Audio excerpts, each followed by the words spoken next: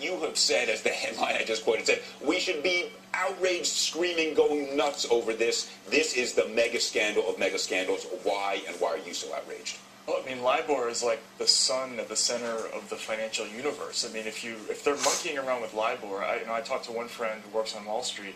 He said this is like finding out the whole world is built on quicksand, because LIBOR is in everything. It's in mortgages, it's in credit cards, it's in all kinds of investments that are tied up with municipalities and communities.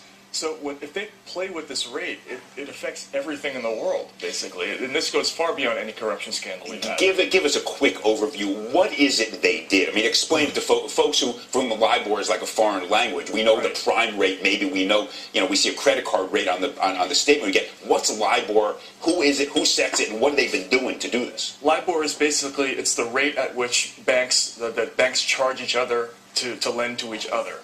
So it's essentially every morning a committee calls up each of the 16 banks in this committee, and they ask them how much they've been charging each other to borrow.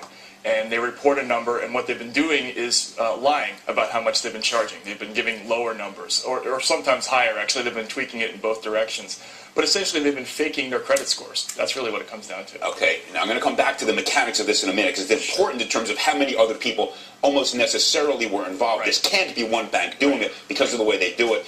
The import of this is, as you just said, every interest rate in the world comes back to LIBOR. You futz around with LIBOR, you're affecting hundreds of trillions of dollars every day. Right. Dennis, Matt is, I jump out of my skin and people know when I'm upset. For Matt, this is exuberant. Dennis, do you share the sense of outrage that if they're doing this, this is corruption based on corruption based on corruption? If anything, it's an understatement, Elliot. I'm not prone to understatement, so explain to me why that is. But, nobody should be surprised that we have yet another corruption scandal being done by one of these global too-big-to-fail banks. This is their business model. They are based on and have been based on for a long time of making as much money as quickly as possible in any way that they cannot get caught. When they were deregulated in the early 2000s, it wasn't just that the regulators walked off the beat. They were given the green light that there were basically no rules that applied to them, and they could do whatever they want. And took them about 7 years, and they caused the biggest financial crisis since the crash of 1929 and gave us the worst economy since the Great Depression. The same people who did that, the same executives with the same business model that crashed the entire financial system in '08 are still running these banks. Diamond didn't just get to Barclays. He was there throughout the run-up and the good times through the scandal. And we're facing this scandal now, and there's going to be more to the extent that anybody keeps looking, because the entire business model is corrupt and rotten to its core. Des, I just want to, for folks who don't know who you are and your resume, you were you're a partner at one of the biggest law firms in the world that represented these guys. And I don't say that with anything other than praise. You've worked with them, you've seen them, you understand them. You're not some crazy guy off the street we just dragged in to spew venom at them. You have worked with them and understand their thinking, their business practices, and everything else, because you just gave a pretty serious and I think absolutely on-the-point indictment of what has been wrong with our failure to impose any accountability. Virtually nobody has been chased out of the business, despite the massive, unbelievably expansive corruption that we've seen month after month.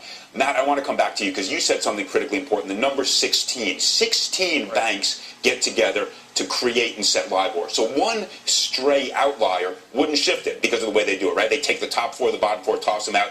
In order for them to affect the LIBOR, a lot of people have to be involved. Right, yeah. Every morning the British Bankers Association calls up all 16 of these banks. They ask them for a number, to report a number. They throw out the four highest numbers and the four lowest numbers. So that means necessarily that it can't just be Barclays and the Royal Bank of Scotland. In fact, it probably can't even be 4 banks or even 5 banks. Really, in the end, it's probably going to come out that it's going to be all of them were involved in this. Right. And that's what's critical for people to understand, that this is a cartel-style corruption. It's not just one Barclays. Look, you've written recently about how mob behavior infiltrated Wall Street. Right. I rarely do this. I'm going to disagree with you a little bit. I think the mob learned from Wall Street, not vice versa. I think the mob, seriously, I think the mob looked at the business practices, whether it's Rockefeller and the oil trust or Wall Street, and they said, hey, cartels are good. They're better than hitting people over the head with a baseball. Anyway, your metaphor is perfectly apt. Dennis, you've seen these markets. Do you agree with Matt that this has got to be expansive? It's a cartel. It runs certainly beyond the UBS, RBS, and Barclays, the three that we know of having reached agreement so far. I think, history has proved that it's not that common that it's a one-off example where a bank kind of goes crazy and does something by itself to essentially take advantage of or manipulate or rip off its peers. What they historically do, and we just saw this in the FX market, the foreign exchange market, where they were manipulating what they were charging their customers. And it's an important lesson that it gets spread out over many months. It wasn't a crisis that reached a crescendo like this.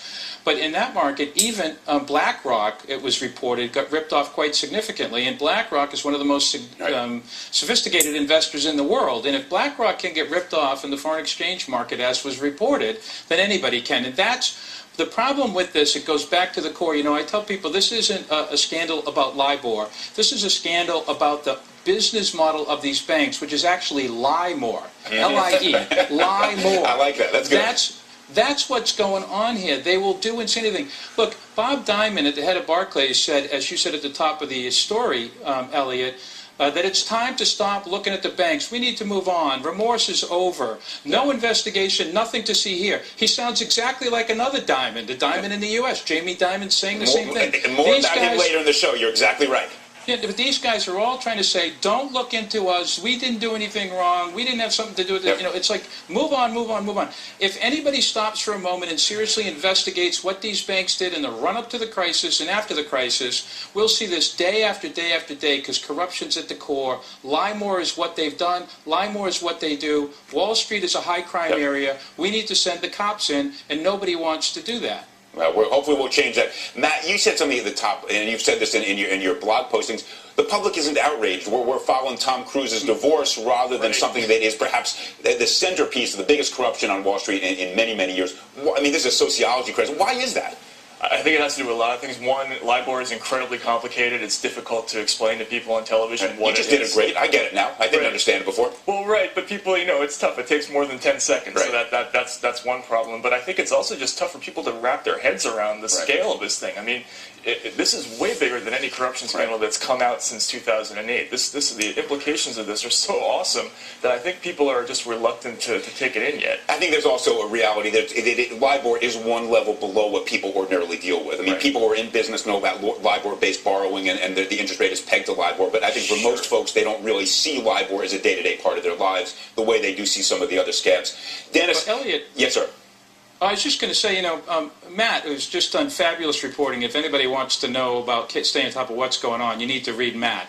And he asked the exact right question, which is, why is nobody freaking out about the LIBOR banking scandal?